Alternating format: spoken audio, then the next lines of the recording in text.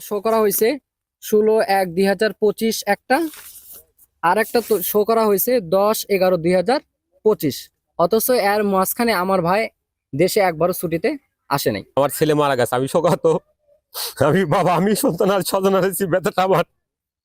এই মেয়ে বিভিন্ন অপকণ্ঠ ছড়ায় আমার মৃত সন্তানের গুণগান বানাইতেছে। যা হোক, বিভিন্ন ভুয়া ডকুমেন্টস এবং ফলস কাগজ দ্বারা এসে গেছে, এগুলো সবকিছু প্রমাণ এবং আমাদের কাছে আছে।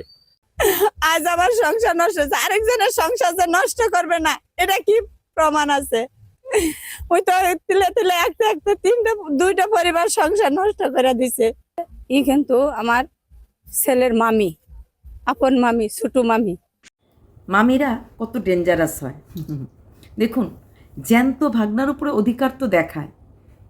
এখন যে কাহিনীটা আমি বলছি সেটা হচ্ছে একজন ভাগনা যে কিনা রিয়াদে কাজ করতো। কিছুদিন আগে আমরা জানি রিয়াদে কয়েকটা জায়গায় মানে আগুনে কয়েকটা দোকানে বা ব্যবসা ক্ষেত্রে ক্ষতি হয়।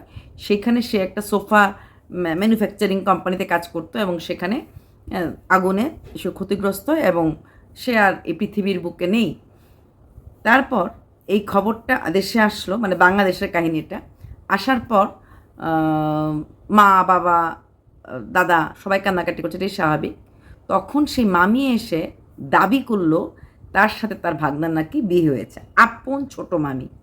অথচ ওই ছেলেটা 2020-তে দেশ ছেড়ে গেছে, মানে বাংলাদেশ ছেড়ে গেছে, এবং ওখান থেকে যাওয়ার পর বিগত 7 বছরে সে দেশেও আসে নাই।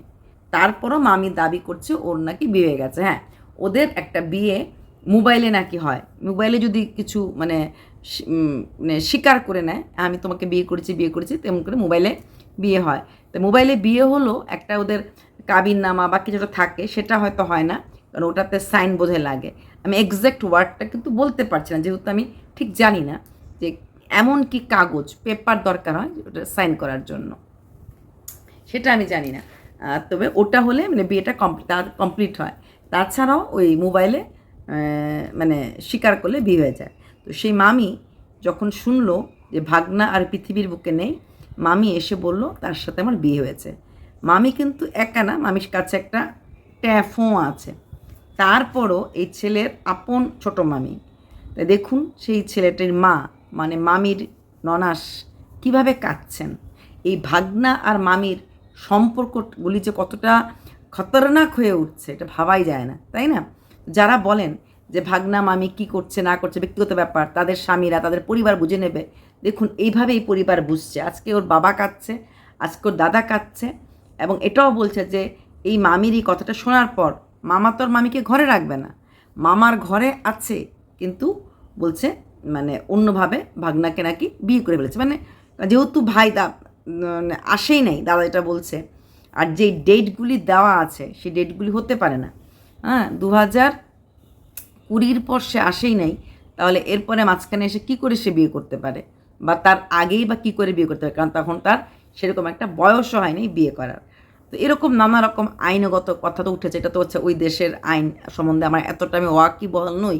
কিন্তু এখানে কথা হচ্ছে, কিছুদিন আগেও দেখেছি একটা ভাগনা ফিরে আসতে চেয়েছিল মামির কাছ থেকে, মামি আসতে দেয় নাই, নিজেও শেষ হয়েছে, ভাগনাকেও শেষ করে দিয়েছে।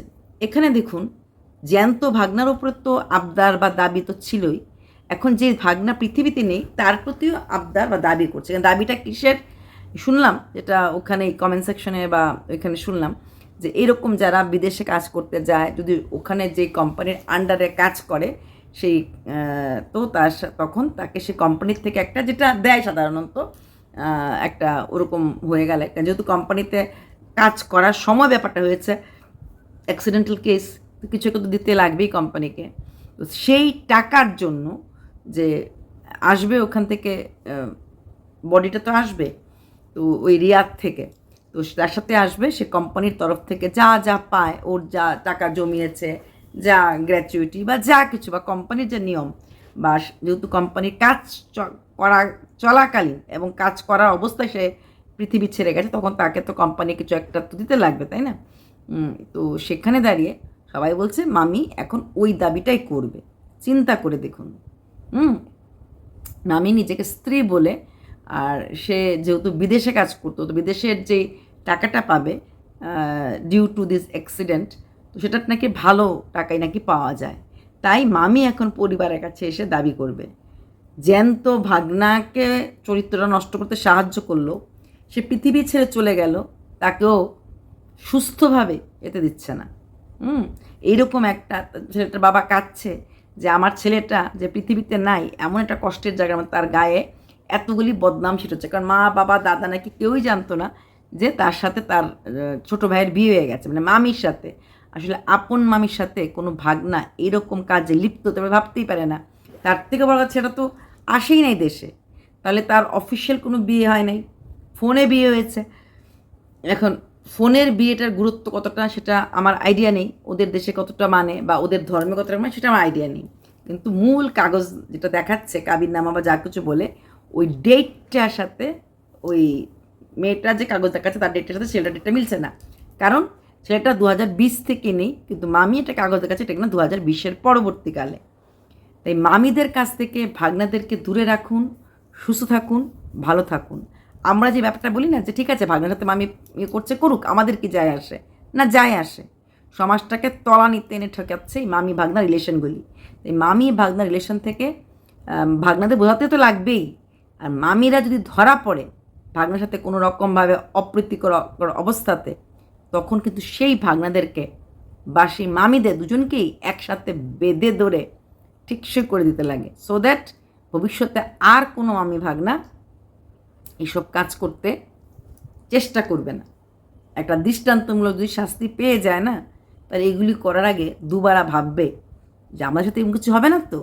আর সেই ভয়টাও ভেতরে ভেতরে থাকবে। সত্যি আজকে একটা মা চোখের জল, বাবার চোখের জল দেখার পর মনে হচ্ছে ছেলে চলে গেছে, বাচ্চা ছেলে অন্যখান থেকে কাজে যাওয়ার পর, এত বছর ধরে মার হাতে রান্নাও খায়নি, কত শোক একটা মা বাবার মধ্যে। তারপরে এসে নিজের ভাইয়ের বউ যদি বলে আমি তোমার ছেলের বউ ছিলাম, কেমন লাগে সেই মার, কেমন ফিলিংস হয় সেই মার, ভাবতে পারছেন? নিজের ভাইয়ের বউ এসে নিজের ছেলের বউ বলছে, কখন বলছে? এতক্ষণ তো কিছু জানতেনই না, যখন ছেলেটা এই পৃথিবীতে নেই তখন বলছেন যে এই অবস্থা। তো সেখানে দাঁড়িয়ে একটা কথাই বলবো, মামি হইতে সাবধান।